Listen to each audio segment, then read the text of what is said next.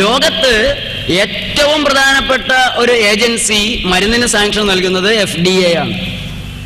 അമേരിക്കനിലെ food and drug administration.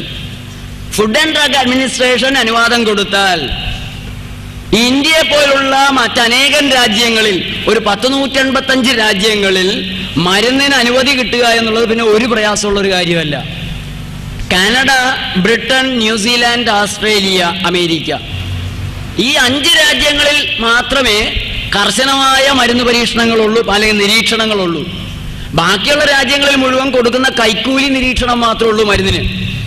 Indian drug കൺട്രോളർക്ക് ഒരു 10 കോടി രൂപ കൊണ്ട് കൊടുത്താൽ ഏതു മരുന്നിനും നിങ്ങൾക്ക് അനുവാദം കിട്ടും. CBI ഡ്രഗ് കൺട്രോളറുടെ ഓഫീസ് റെയ്ഡ് ചെയ്തപ്പോ 2004 വ്യാജ മരുന്ന് അനുമതി പത്രങ്ങൾ ഡ്രഗ് കൺട്രോളർ ഓഫ് ഇന്ത്യയുടെ ഓഫീസിൽ നിന്ന് കണ്ടെടുത്തു. ഇതാണ് അവസ്ഥ.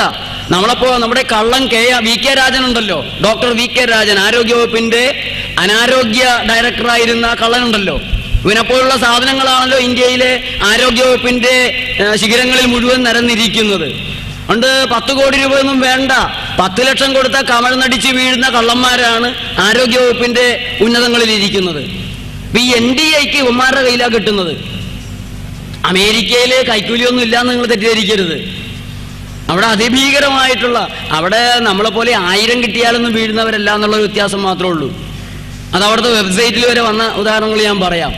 അപ്പൊ ഈ NDAക്ക് പോയി കഴിഞ്ഞാൽ ആ ഏജൻസി ഈ മരുന്നിന്റെ ലാബ് സ്റ്റഡിയും അനിമൽ സ്റ്റഡിയും നോക്കുന്നു. വലിയ കുഴപ്പമില്ല എന്ന് കാണുകയാണെങ്കിൽ ഈ മരുന്നിന് ക്ലിനിക്കൽ ട്രയൽ അനുമതി കിട്ടുന്നു. ഈ അനുവാദം എന്ന് പറഞ്ഞാൽ